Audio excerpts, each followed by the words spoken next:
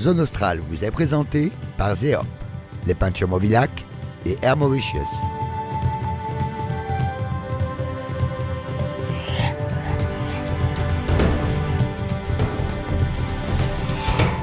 Aujourd'hui, Zone Australe poursuit son voyage touristique en Thaïlande pour suivre dans la région de Chiang Rai, une petite ville de province au nord du pays qui abrite quelques curiosités, dont un temple blanc. C'est un reportage signé Serge Marézy et Virginie Barré. Près des frontières birmanes et laotiennes se trouve la capitale du nord de la Thaïlande, Chiang Rai, une petite ville de province sans prétention qui abrite néanmoins quelques curiosités. Wat Rong Khun, le Temple Blanc, est un monument très récent. Il a été construit il y a seulement 17 ans par un artiste thaï renommé, originaire de la région. Il a fait démolir l'ancien temple de son village et il a créé son style, le Temple Blanc, pour le bouddhisme. Et selon son idée, pour terminer toute son œuvre, il fallait presque encore 70 ans, quoi. Parce qu'il va compléter à gauche, à droite, à côté du temple, d'autres bâtiments.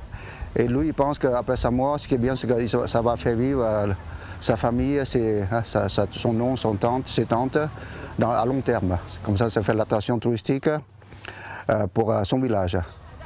À l'extérieur, des statues fantasmagoriques incrustées de fragments de miroirs.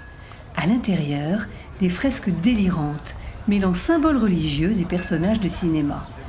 Un style résolument anticonformiste qui attire les locaux comme les touristes. Moins connu mais tout aussi intrigant, le temple noir Ban Sidhoom, une autre fantaisie d'artiste. Tawan Duchani a entreposé dans ses maisonnettes de bois une collection d'objets rapportés de ses voyages à travers le monde.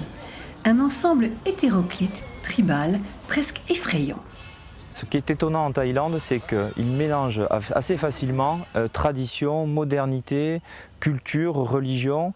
On voit des tribus qui étaient encore, il n'y a pas si longtemps que ça, de religion animiste. Ce sont deux grands artistes thaïlandais qui ont créé ces deux chefs-d'œuvre-là.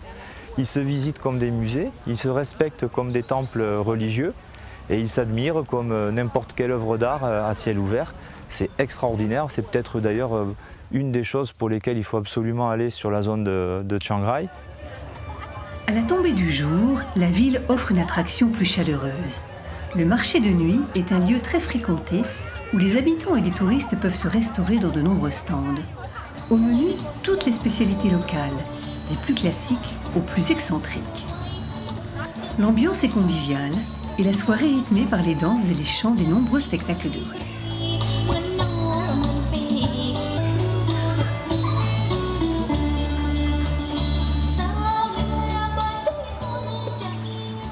À l'extérieur de la ville, retour au calme, au sein d'une nature ressourçante. De petits sentiers permettent de sillonner les forêts de bambous. À quelques kilomètres de Chiang Rai, la cascade Keo est facilement accessible. Son nom signifie « eau claire comme le cristal ». C'est dans ces paysages verdoyants que vivent les tribus montagnardes. Originaires de Birmanie, du Laos ou de Chine, ces ethnies ont fui leur pays au cours des siècles pour échapper aux persécutions. Les Karen sont les premiers à s'être établis en Thaïlande. Simon est un guide local issu de cette tribu. Il vit ici avec ses parents depuis de nombreuses années. Lorsque nous sommes arrivés dans ce village, il n'y avait que 5 familles. Aujourd'hui, il y en a 18. Notre activité principale, c'est l'agriculture. On cultive la ciboulette, le safran, le galanga et on fait un peu d'élevage. Nous sommes bouddhistes et nous essayons de conserver les traditions de nos ancêtres.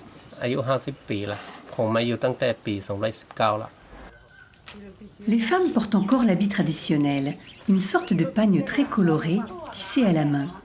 Mais la tribu est rattrapée par la modernité. Il reste très peu de maisons typiques en bambou. Tous les matins, avant de commencer la classe, les enfants Karen hissent le drapeau thaïlandais et chantent l'hymne national.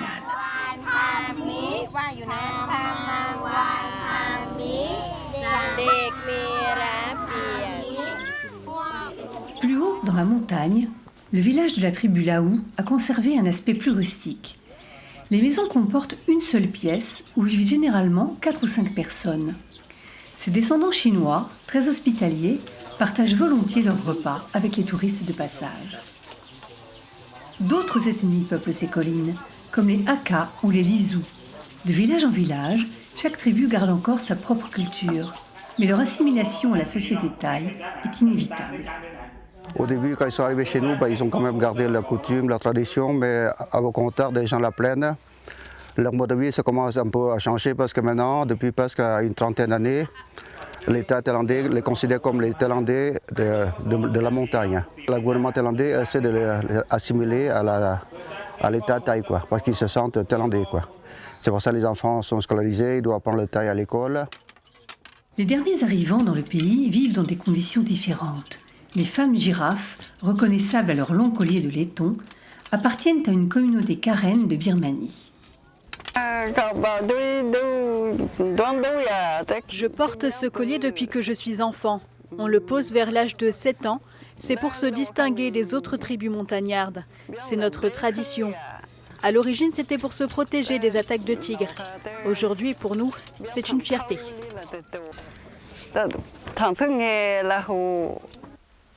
Persécutées dans leur pays, ces femmes bénéficient du statut de réfugiés politiques. Elles sont regroupées dans des villages à vocation touristique où elles vendent leurs créations artisanales contre quelques photos. Un accord avec le gouvernement thaïlandais qui peut paraître étrange aux visiteurs, mais qui semble convenir aux deux parties.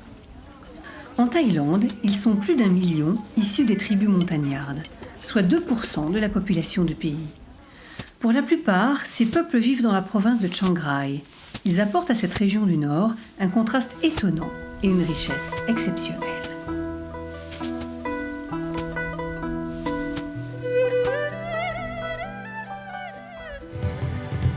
La semaine prochaine, Zone Australe poursuit son voyage en Thaïlande à la découverte touristique et culturelle de Chiang Mai avec la visite de nombreux temples bouddhistes. Zone Australe, c'est tous les jeudis à 13h05 et le dimanche à 9h40.